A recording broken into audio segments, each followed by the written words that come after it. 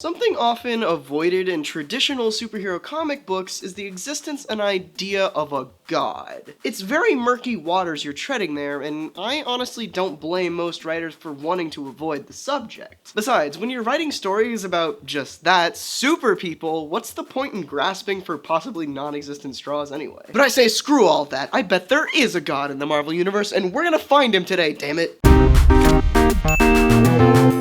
Hello and welcome to the show with issues. I'm Auram, and let's start with the question. What makes God a god? How do we know that any one being is technically God? What I'm getting at here is this. What criteria does a character in the Marvel mythos need to meet to be considered its god? For this, let's try not to start a war in the comments and dive briefly into religion. Most religions attribute omniscience, omnipotence, omnipresence, and omnibenevolence to their god. Traditional gods normally have some hand in the creation of Earth and or the universe as well. Of course, these traits vary from religion to religion, especially when you consider polytheism, but when you're thinking God, this is probably what you're getting at. So with that being said, where to start on our quest to find said God? First thing that comes to my mind is the race of aliens known as the Asgardians, who are often considered and called gods. You know them: Thor, Loki, Lady Sif, Odin, the list goes on. The Asgardians in the Marvel mythos are heavily based on the gods of our world's Norse mythology. In fact, one of the main components of Norse mythology is that these gods came down to Earth thousands of years ago and interacted with us lowly humans.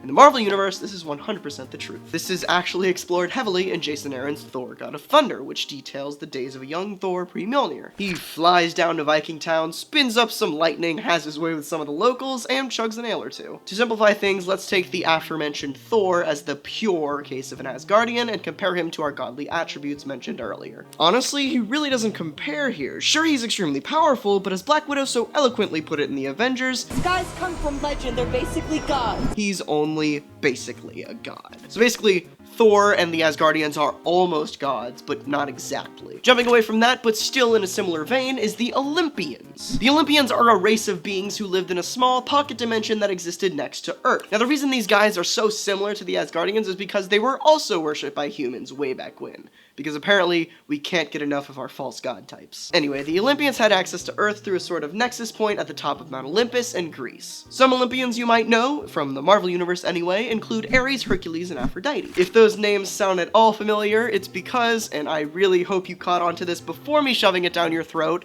the Olympians are based on, once again, the real-world equivalent. So at this point we have Asgardians and Olympians, two races of extraterrestrial beings that we mere humans simply mistook for gods, since our simple minds couldn't comprehend their existences at the time. But in this age of Hulks and Iron Men, we've become pretty wise to the fact that they're just that, extraterrestrial beings. Nothing godly going on here. But what about terrestrial beings whom the Marvel Universe has worshipped as gods? One that immediately comes to mind is En-Sabah-Nur, the Eternal One, also known as Apocalypse. Apocalypse, once again based on real-world origin to some extent, was an Omega-level mutant whose powers were unfathomable at the time of his inception. See, Apocalypse is theorized to be the first mutant in Earth 616, with his name even literally translating to the first one. I don't think it would be too far off for people to think of him as some sort of god figure, especially seeing as there was no one else like him around. It also helps that he had his posse of horsemen to back him up. There's a boy band joke here somewhere, but I'm way too lazy to piece it together. So, is Apocalypse God? Well, if you really think about it, the only thing that Apocalypse has going for him in the god department is how powerful he is, and that's not saying much. If we are basing god status on just power, then that blows open the doors for so many more characters to qualify, and when everyone's god, does God really exist? I actually did a video a while back touching on this subject in relation to Dr. Doom. Click that card up in the corner to check it out. Anyway, I would argue that the Asgardians and Olympians are better cases than our Eternal One in this department, seeing as they are at least otherworldly, another attribute commonly associated with God. I think it's time we moved on from Earth and its common residents and dived deeper into the far reaches of space. It's time to get cosmic. One of the biggest bads of the cosmic universe is Thanos, the Mad Titan, and sure, he's pretty damn powerful on his own, but when you add his staple Infinity Gauntlet to the equation, then he reaches the godlike powers we're looking for. The Infinity Gauntlet is made up of 6 Infinity Gems, or stones if you're coming from the MCU, space, mind, soul, reality, time, and power. Each gem either enhances the abilities of, or gives the user control over their respective concepts. For example, the Power Gem grants the user unlimited power. How far these gems go and how easily they break is really up to the writer, and because of this, we can pretty much write these guys off as a potential source for godlike power, especially seeing as it's just an object granting that power and isn't inherent. But this is the cosmic realm. There's gotta be someone or something out there that's more powerful than 6 mere rocks, right? Well, not exactly, more on that later, but we do have our next potential candidate.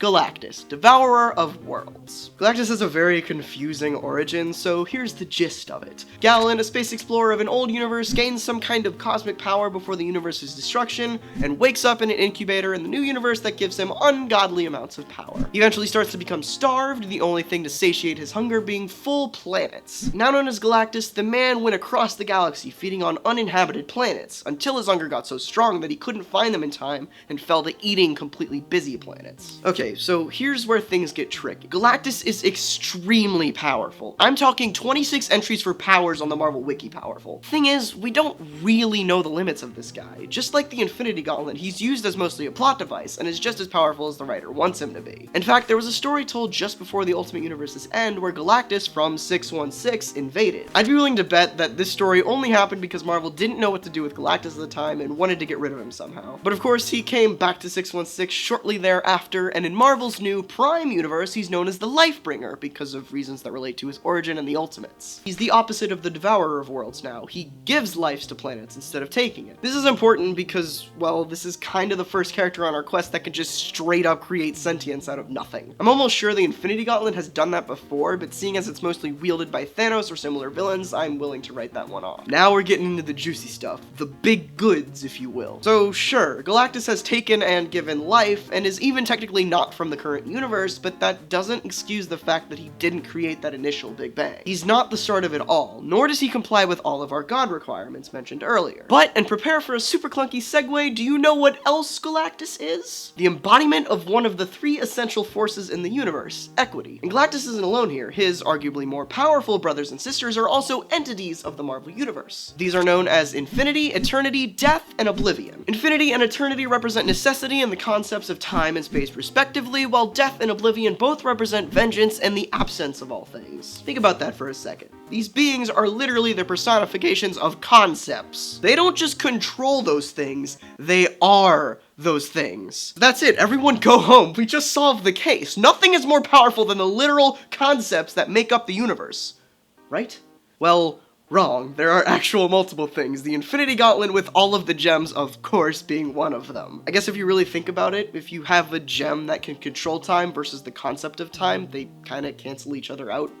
Or something. Anyway, the point is, there are things in the Marvel multiverse more powerful than the literal puzzle pieces that make it up. So, who is this all-powerful being that rests outside Marvel's multiverse? None other than the Living Tribunal. Wait, you don't know who that is? Right, no one does. Let me explain. The Living Tribunal is a multiversal cosmic entity that exists only to bring balance to the Wait, that's not right. The multiverse. Bring balance to the multiverse. His resume includes things like preventing a certain universe from amassing more power than another, keeping the yin-yang of good and evil intact, and being one of the only beings in existence that has 0 alternate counterparts. He doesn't belong to one specific universe, he's just kind of there, and he's always been there. In fact, he complies with pretty much all of our prerequisites to graduate from God School, except for the fact that he was murdered. Yes, the Living Tribunal was killed by a rogue group of cosmic beings known as the Beyonders, who we aren't really going to go into today because they are super convoluted, and we really never got the full scope of their power anyway. So, God is dead, or at least our biggest potential candidate so far. But if we go by the idea that God can't die, or that to have life and death you need to have been created at some point,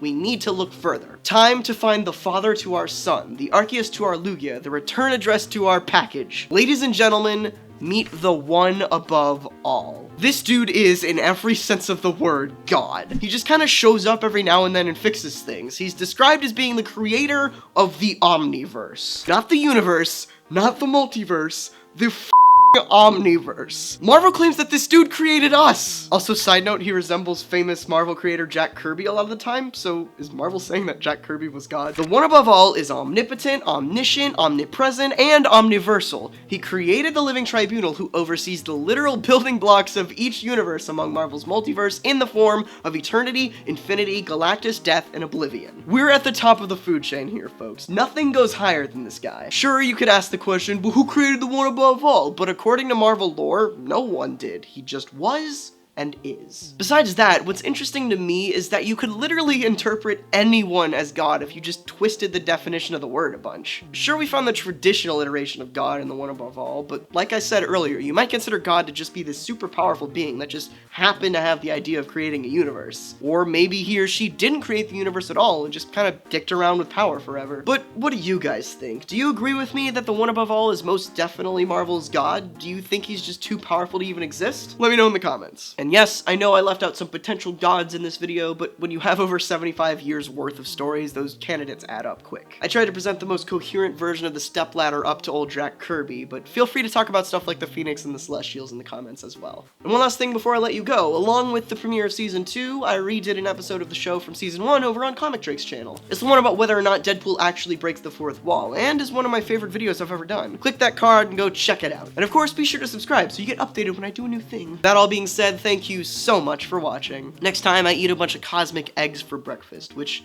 somehow turns me into Galactus or something. The point is, Galactus has like cosmic eggs in his origin. I don't know what that is.